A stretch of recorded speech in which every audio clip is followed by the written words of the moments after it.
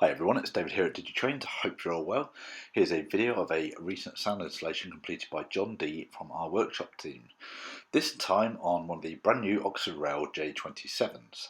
John has installed a Zimo MX649R sound decoder loaded with our brand new ZSO46A LNER J27 Protodrive sound project, an Al Sound 20 by 20 by 7mm speaker, and a Lays DCC 870007 stay alive to ensure super smooth running. So here are a few photos of how John completed the installation. The loco is 21 pin and has a speaker enclosure moulded underneath the decoder socket. However, John decided he wanted to install a larger speaker that the enclosure would allow, so he set about modifying the board to make room. First off, John removed the PCB by removing the 3 retaining screws. Now, if you were going for a simple solderless installation, just using the standard speaker enclosure here, you could install your 15 by 11 driver in the enclosure there, just gluing it into place. As you can see, it will just make contact with the 2 pads on the underneath of the PCB. But as I said at the start of the video, we're not going for a standard installation here, so John is going to begin modifying the PCB. So John carefully marked along the decoder socket on the PCB there with just a permanent marker, and took the Dremel disc to it, the Dremel cut-off disc, and cut it in two, as you can see here. So this is what you would end up with. So the part of the PCB that housed the socket was discarded, and John removed the 3 small components from the board, as you can see here. This part of the install is optional, but the workshop team think it's good practice to remove all small capacitors such as this, as they sometimes interfere with the running of the decoders. So John soldered the stay alive onto the decoder, as you can see here. John also removed any of the function output wires that weren't being used, and being as the model didn't have any lighting, that leaves us with the black, red and orange and grey. Next, John soldered on the speaker onto the decoder, as you can see here, and wrapped the decoder in Kapton tape to prevent any shorts. So next, the PCB has been put back in the tender and secured in place with the screw there. John has then put the speaker over the speaker enclosure, and we've got the stay alive sat underneath the decoder. And he's also attached the grey and the orange motor wires to the pads on the PCB, as you can see here. Next, John has attached the pickup wires from the decoder, which are the black and red wires, onto these 2 pins that you can see here on the PCB. You just say to be careful not to get too much heat on these pins, because they're actually spring loaded and are quite tricky to get back in position if you do unsolder them.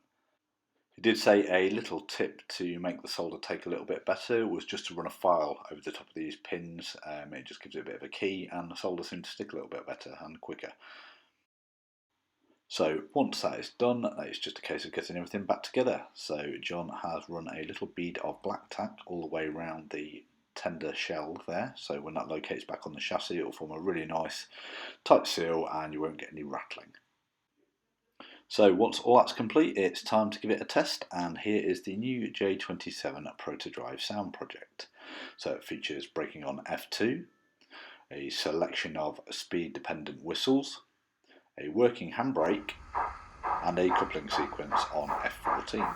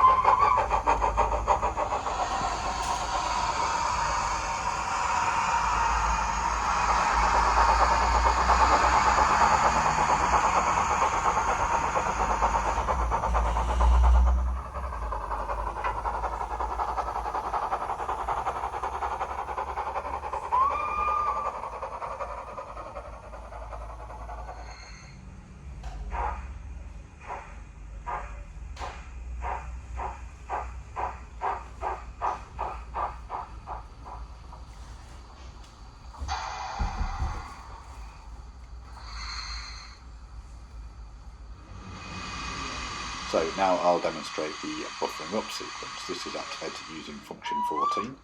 So the locomotive will travel in whatever direction you selected. So for example in reverse here, it will automatically do this for a short distance, come to a stop.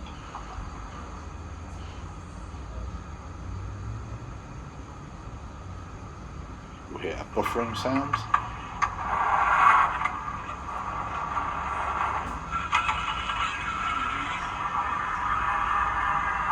Followed by a coupling up sound.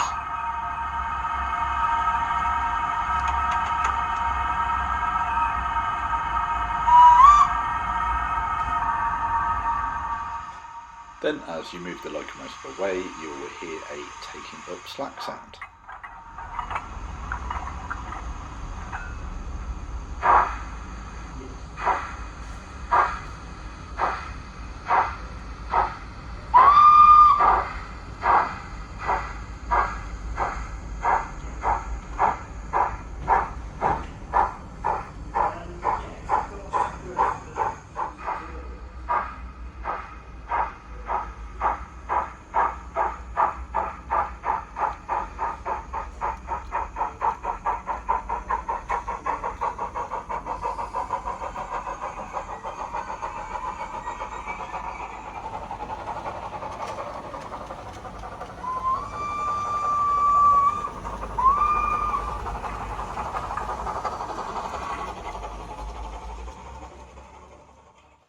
Well, I hope you've enjoyed the video and found it interesting. If you watch on YouTube, please don't forget to click like and subscribe so don't miss out on any future videos.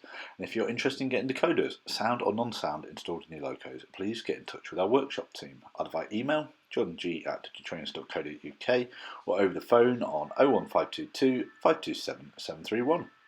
Thanks for watching and we'll see you again next time.